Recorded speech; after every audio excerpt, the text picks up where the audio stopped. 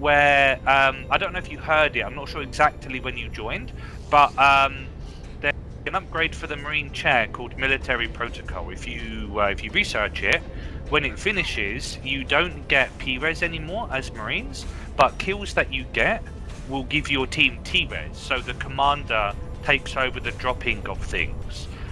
So it allows the commander to tech up if they want really quickly.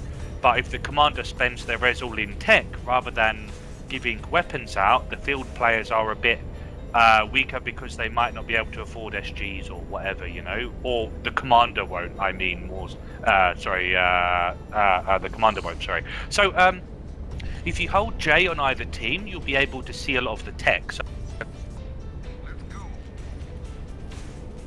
if we join the Marine team, the round won't start until there's at least one commander, which is nice. So if you join the Marine team, there you go. You can try out all the stuff. So what can you get? You can get the NS1 rifle. So for example, this rifle is the NS1 rifle. If you've played NS1 before, you will remember. Oh my god, sorry, I can't talk. You will remember it. You pay 30 res, and if you die, you get that weapon when you respawn every time, okay? Even if you buy a shotgun afterwards, you'll lose the SG, but you'll keep this weapon. 55 rounds per magazine, and more damage per magazine, which is nice, right? So it's an upgrade to the rifle that's permanent. You can also get the SMG, different gun, right? The SMG in combat, for example. It's free, because you have less rounds per mag, but you deal more damage per bullet. So the damage per magazine is the same, but you shoot faster, right? I think, or maybe it's slightly slower, but I think it's faster. I mean, at the end of the day, you have the option of using the SMG instead of the vanilla NS2 rifle, you know, or the NS2 rifle, sorry. So yeah, what else? Shotguns are more powerful, so the SG has 7 rounds per magazine, and the fall off is less. So SGs are much better. I won't say much better, but they are better against life forms. Okay, so fades and Vocexes, are countered by this improved shotgun. What else? You have the combat builder. So if you buy the combat builder, if you select 4. It's the builder's hat icon at the top right. Top right combat builder, yeah. And it has the hat icon, sorry. So you can drop sentries and supply depots. So you hold each build, there you go, easy win. This is essentially a mini armory. You can't buy anything from it, but it gives you health and armor. And you can build sentries too, which is nice. And what else? So, HMGs. HMGs have 150 round magazines, which is nice. And, what else? So, JPs are more powerful. So if you buy a JP, you'll see that your fuel regen is a lot higher. Right, you get your fuel back, I think, faster. But it costs 25 res to buy the jetpack, right? So it's more expensive. And the Gauss rifle is the same as the cannon, right? If you remember the cannon, but it shoots aliens back as well as yourself. So you get knockback, but so do aliens too when you hit them. At least when you hit them, sorry. Now, aside from that, if you hold J, you can see the tech tree. So at the bottom, you have four different paths down the tree, right? And in each chair, you can choose one of those paths based on the route you want to take. So if you go for the second path from the left, you research it. That's the initial bit of the 4, and then you get extra armor and you get nano shield unlocked. Right, the sideways bits are what you get at the start when you research that. When you research. Fuck's sake, when you research the option. Sorry, and the bottom bit, you need to click on the same chair you researched that tech at, and you spend res to research that tech. So that is nano armor, the armor with the spanner. You actually get self-welding armor, which is nice. but you have to first research that branch and then get the nano armor tech. And it's the same for the other ones. So the third one will give you electrified RTs. So you pay the res for the electronic branch, if that's what it's called, sorry. And so you get the power surge, and you spend 25 res on an RT. It will increase the RT's EHP, and it will attack enemies that get too close. So skulks that try to bite the RT will begin to take damage periodically, which is nice. And you get similar, rather not similar, but you get other upgrades for the other branches, right? So you get incendiary ammo and the NS1 rifle and cat packs for the left branch, and the right branch is, I believe it's cloaked mines. That's what I heard earlier. And the commander can place mines too. And you get a grenade launcher upgrade, which is nice. And you also get motion tracking from NS1. So when the research has been done, you can see aliens periodically, like Aura, but it's periodically, not every update frame game, like Aura. If Aura works that way. But anyway, yeah, so that's that for the Marines. So, what else is there? The last thing that I'll say is that for the Proto Lab, you need one Proto Lab per tech from the Proto. So if you want JPs and Exos, you need a second one. This is pre-game, so it doesn't work like that now. But when the game starts, if you want JPs, you'll need to research JPs on a Proto, and the Proto will be renamed Proto Lab Jetpack. And if you want the Gauss rifle, it's the same, and for Exos. So what else? Aside from that, if you join the alien team, let me move us.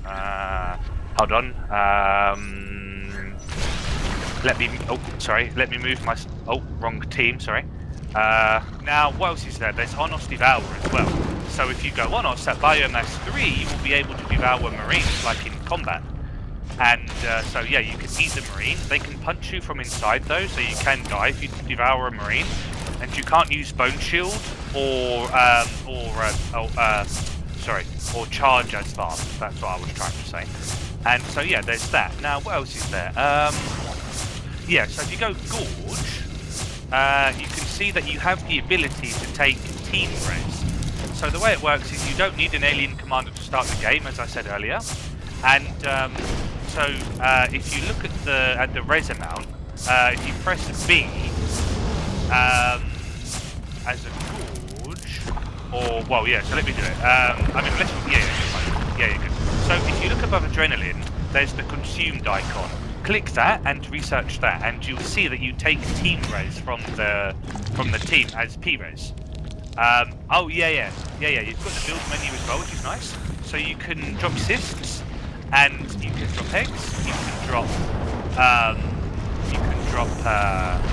chunks. Chunks will create spore clouds. So if you want to build up defenses, you now have a spore cloud emitting entity to do it for you, right? That creates spore clouds. And nests will create babblers when Marines are nearby, or marine structures, which is nice.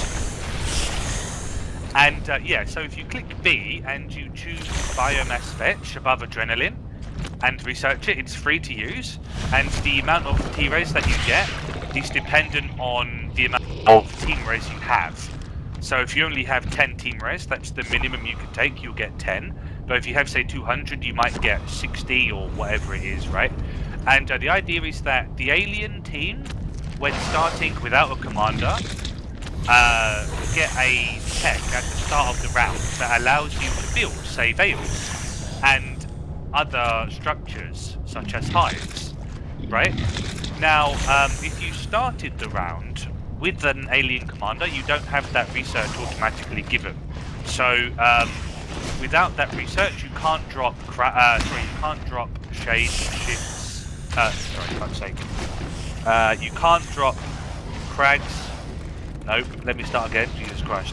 Without this research, so if you start with an alien commander, Gorges cannot drop shells, bales, and spurs. Okay. Now, you can drop RT still, and you can drop, all the other stuff, but you can't drop tunnels, crags, shifts, or shades, right? Or the chamber structures. Now, yeah, you can go from having a commander to being able to have forces that can drop these structures, right? But you have to research it from the hive. That's how it works. So yeah, and other things to note which are important are if you get a very high kill streak, you will notice that you will be taking a lot more damage. So if you have a carry fade with a 50 kill streak, they will take more damage than, you know, a fade with, you know, a 5 kill streak. And what else? Oh yeah, you can get P-res per kill. Sorry, you get P-res per kill. So if a Gorge kills a Marine, I don't know if it's in every circumstance, but you are able to get 2 P-res per kill as a Gorge. And also as other life forms, you will get P-res as well. So, yeah, if the Marine team goes military protocol, though, where you play as NS1 Marines, where the team gets the res from kills, right, that the commander can spend, I don't know if you get... Oh, sorry, I don't think you get the P-res from those kills, like the aliens would get if they get kills. But ultimately, you can tech up really fast with military protocol. So, we played earlier on Refinery, and our commander was able to get Armor 3 by 8 minutes. Which is quite powerful. But because he spent a lot of res on tech, at that point, when you have a 3 by 8 minutes, you have less res that could have been, or like, you know what I'm saying? You know, that res could have been spent on other stuff. So yeah, anyway, sorry, yeah, so ultimately, it depends on what the teams want to do, you know, sorry, you know, it depends on what the commander would like to do, you know, do they want to play as NS1, you know, Marines or Aliens, or NS2 Marines or Aliens, you know? So, yeah, that pretty much sums it up. Ultimately, you need to play the content for a bit to really get an understanding as to how the fuck this all works. But, yeah, eventually, hopefully there will be enough people that understand the content. You know, it will be at the point where if anyone has any questions because they are new, then there will be at least one person that can, you know, explain things to them, you know. I mean, honestly, dude, I mean, I really appreciate everyone who joins the server, and of course, therefore, thank you for joining the server. I really do appreciate your time. Like, I really do. I mean it. I mean, this server has been going for up to a week, right? And last night we seeded from about 3 p.m. to about 1 a.m. We were going for 9 hours. Like, it was fucking crazy.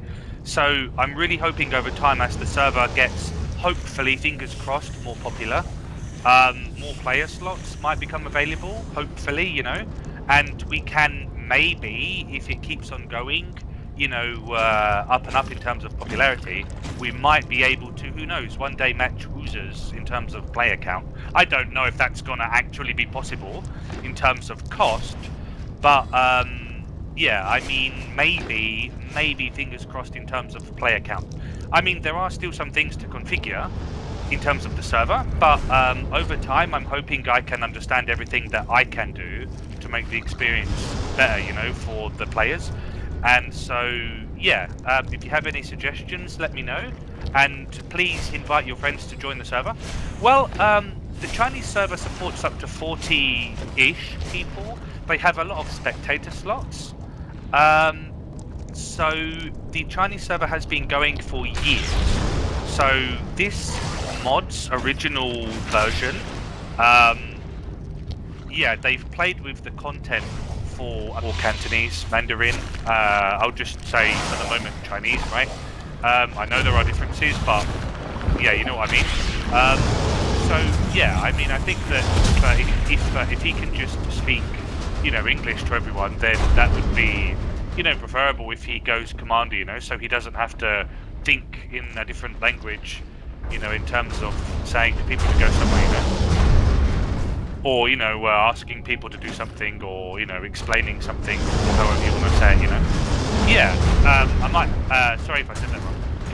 But yeah, I mean, yeah, I think that is a good suggestion, to be honest, because if Puff can, well, yeah, you know, if he can explain it in English, then he's of course another person who can, you know, explain to people what the fuck is going on. Oh, by the way, if you shoot your Prowler web at an alien, you can pull on the alien. So let me belly slide. Try and aim with me. Oh, sorry, try and aim at me, and you'll see that you get pulled to me, which is nice.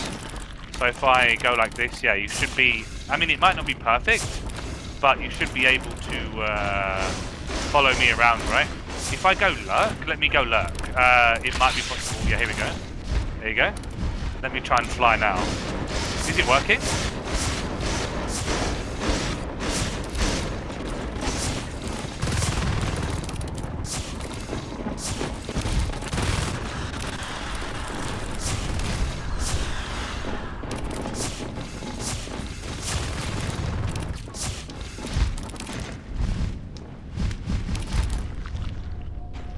Oh, I guess you burned. Sorry, yeah,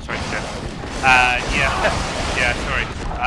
Yeah, the incendiary ammo is kind of funny because you can have a gotcha bitch moment where if you die as the Marine but the alien has low health, you know, the burn might kill the Marine. The burn might kill the Marine, you know, or the damage over time. I mean, so, which is cool, you know.